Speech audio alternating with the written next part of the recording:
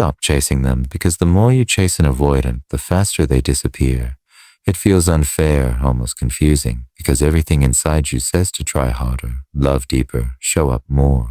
You think if you just prove your feelings strongly enough, they'll finally stay. But with an avoidant, that instinct quietly works against you. What most people don't realize is this. The moment you stop chasing is the moment they start feeling you. Not in a dramatic, instant way, but in a subtle shift that begins inside them. The pressure they once felt starts to fade. The need to pull away slowly weakens. And in that space, something unfamiliar happens. They begin to notice you differently. It's not because they suddenly changed into someone more open or emotionally available. It's because you changed the dynamic. You removed the one thing that was triggering their distance. When you stop chasing, you stop feeding their fear of losing control. You stop overwhelming them with intensity they don't know how to handle. And that's where curiosity begins. They start wondering why you're not reaching the same way anymore, why your energy feels calmer, lighter, less demanding. Instead of feeling trapped, they feel space, and for an avoidant, space is what creates safety. This is the shift most people miss. They think love is about holding tighter, but with an avoidant, love is felt when you loosen your grip. When you stop trying to pull them closer, you give them the only thing they can actually bring them. You tried being patient. You told yourself to understand them, to give them space, to not overreact. You held back your emotions when they went quiet, convinced that this is just how they are. You stayed calm when they pulled away, believing that consistency would make them feel safe enough to come closer. And for a while, you truly believed you were doing everything right. You showed love without asking for too much. You became more flexible, more forgiving, more careful with your words. You made sure not to overwhelm them. You adjusted yourself in ways you never thought you would, just to make the connection work. But somehow, the more love you gave, the colder they became. The more you tried to understand them, the more distant they felt. Conversations became shorter. Their energy shifted. The warmth you once felt started fading into something confusing and hard to explain. And you're left sitting there, wondering what changed, or if it was something you did. That's what makes it hurt so deeply, because it doesn't feel like rejection in a clear, direct way. It feels like slow disconnection, like someone is slipping away from you quietly, while you're still holding on with everything you have. And the hardest part is, you don't even know what you're holding on to anymore. It feels confusing because from your side, you did everything right. You loved with intention. You showed up with honesty. You gave them space when they needed it. You tried to be the person they wouldn't run from. Yet somehow, it still pushed them away. And that's where the doubt begins to creep in. You start questioning yourself. Maybe you cared too much. Maybe you said too much. Maybe if you just loved them a little less, they wouldn't feel the need to leave. So you begin shrinking parts of yourself, hoping that less of you will finally be enough for them to stay. And deep down, a quiet question starts echoing inside you. Why does loving them feel like avoidance? Don't run from you? That's the part most people misunderstand. It feels personal, like something about you made them pull away, but the truth goes much deeper than that. They're not escaping you. They're reacting to what closeness awakens inside them. Because to an avoidant, real emotional closeness doesn't feel calming. It feels overwhelming. It brings up a quiet sense of losing control, of being exposed in ways they're not used to handling. Where you feel connection, they feel pressure. Where you feel safety, they feel a subtle panic they can't always explain. Love for them isn't just warmth, it's vulnerability. And vulnerability in their world has never felt safe enough to fully trust. So when you chase them, when you try harder, love deeper, show up more intensely, you believe you're proving your feelings. From your perspective, it's care, it's effort, it's commitment. But from their side, it doesn't register the same way. It feels like pressure building. It feels like expectations forming. It feels like something is being asked from them that they're not ready to give. And that's where everything shifts, because instead of feeling closer to you, they start feeling the need to protect themselves. Not from you as a person, but from the emotional weight of what the connection is becoming. So they take a step back, then another. Not as a calculated move, but as an instinct. The more that pressure grows, the stronger that instinct becomes. And this is where it gets confusing, because their distance doesn't mean they don't care. In many cases, they do care. They feel the connection, they feel your presence. But caring doesn't automatically give them the ability to stay. That's the truth most people don't see. Avoidants don't leave because there's nothing there. They leave because there's something there, and they don't know how to handle it without feeling like they're losing themselves. So they create space, not to hurt you, but to breathe.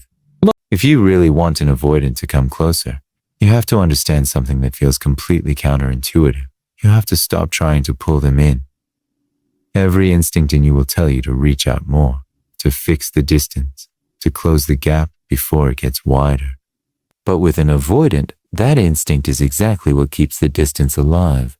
Because avoidants don't move toward pressure, they move away from it. The more they feel pulled, the more their mind starts searching for space. Not because they don't value you, but because the intensity begins to feel like something they can't control. And control for them is everything. The moment they feel like they're losing it, their natural response is to step back. This is where the shift has to happen. Instead of trying to bring them closer, you change the energy completely. You stop chasing. You stop trying to manage their emotions. You stop adjusting yourself just to keep them from leaving. And in doing that, something powerful happens. You remove the pressure they were reacting to all along. When that pressure disappears, the connection no longer feels like a threat. Suddenly, they don't feel trapped inside expectations they can't meet. They don't feel like they have to escape to protect themselves. The urgency to pull away starts to fade because there's nothing pushing against them anymore. And this is the moment where everything begins to change. Because in the absence of pressure, curiosity starts to grow. They begin to notice the difference in your energy. The way you're no longer reaching the same way. The way your presence feels calmer, less demanding, more grounded. It creates a subtle question in their mind. Why does this feel different now? And that question pulls their attention back toward you. They start noticing your absence, not just physically, but emotionally.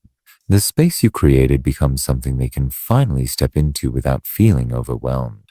And instead of running, they begin to lean in slowly, carefully, but in a way that feels natural to them. That's the power shift. You didn't force it.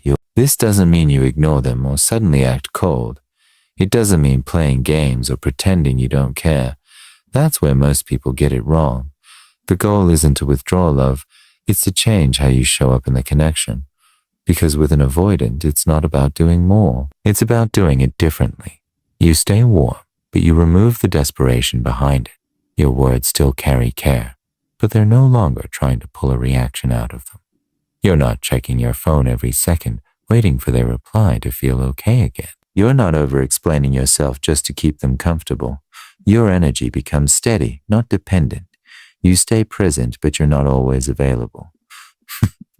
They're there and being constantly accessible. When you're always available, it creates a silent expectation. It makes the connection feel heavy, like something that always needs attention. But when you have your own rhythm, your own space, your own life outside of them, your presence starts to feel intentional, not automatic. And that shift changes how they experience you. They begin to feel your energy without feeling your need. There's no pressure hidden behind your kindness, no urgency behind your attention. Just a calm, grounded presence that doesn't demand anything from them in return. And for an avoidant, that kind of energy feels rare. Because they're used to love feeling overwhelming, they're used to people needing more, wanting more, expecting more.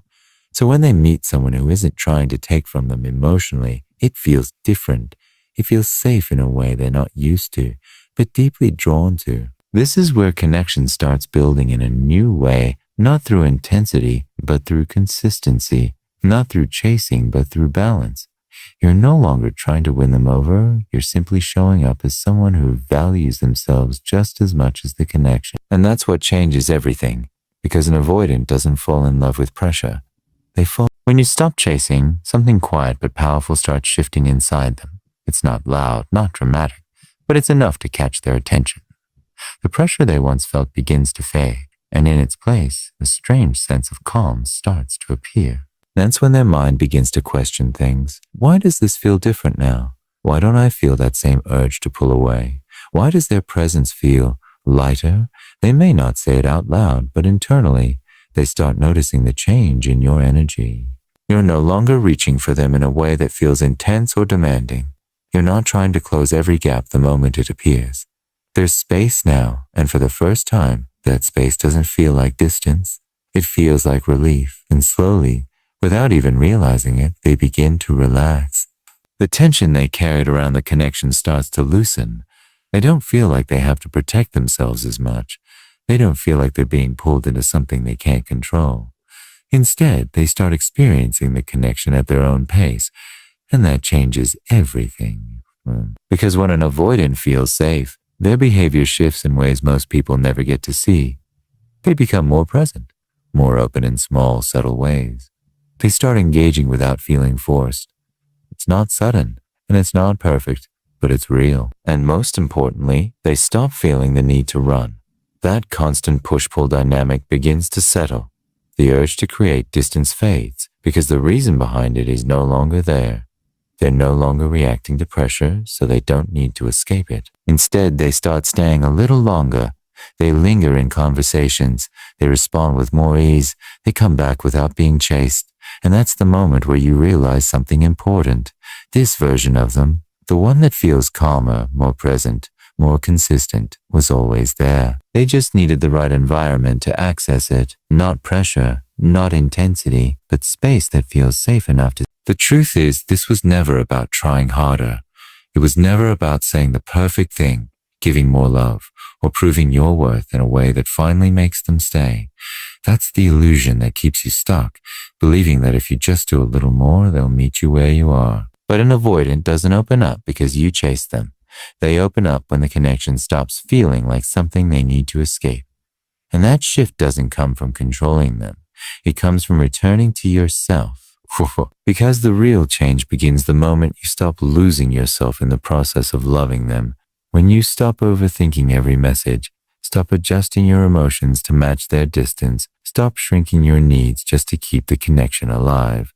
That's when your energy changes. You're no longer showing up from fear. You're showing up from self-respect. And that difference is something they can feel. When you abandon yourself for them, it creates an unspoken pressure. It makes the connection feel heavy, like something that depends entirely on them to survive. And for an avoidant, that kind of emotional weight is exactly what triggers their instinct to run. But when you stay grounded in who you are, when your happiness, your peace, your identity don't revolve around their presence, the dynamic becomes lighter. There's no pressure to perform, no silent demand they have to live up to. And that's when something unexpected happens.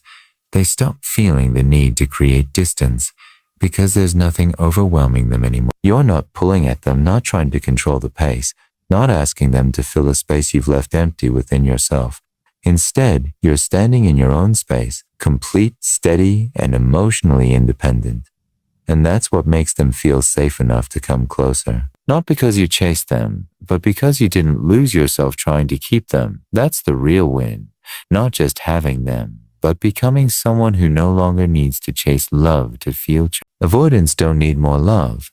That's the part that's hard to accept, especially when your instinct is to give more, try more, and hold on tighter.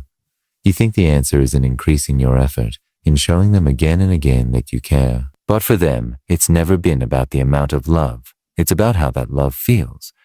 Because when love starts to feel like pressure, they disconnect. When it feels like expectation, they retreat. And when it feels like something they might fail to maintain, they create distance before they get too close. That's why the deepest kind of connection you can offer an avoidant isn't intensity.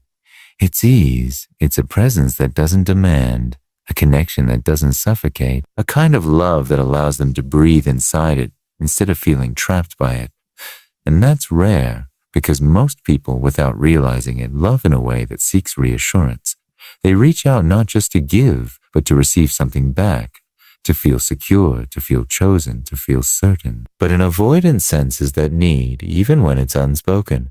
And the moment they feel responsible for someone else's emotional stability, they begin to pull away, not out of indifference, but out of self-protection. So when you show up differently, when your love feels calm, grounded, and free of pressure, it creates something they're not used to. They don't feel like they have to escape. They don't feel like they're being pulled into something they can't handle. Instead, they feel safe enough to stay. And in that space, something powerful happens. They begin to choose you, Not because they're being chased, not because they feel obligated, but because the connection feels right to them. It feels light yet meaningful, close yet not overwhelming. And that's the rarest thing you can give them. Connection where they don't feel chased, but still feel chosen. Where love isn't something they have to run from, something they can finally stay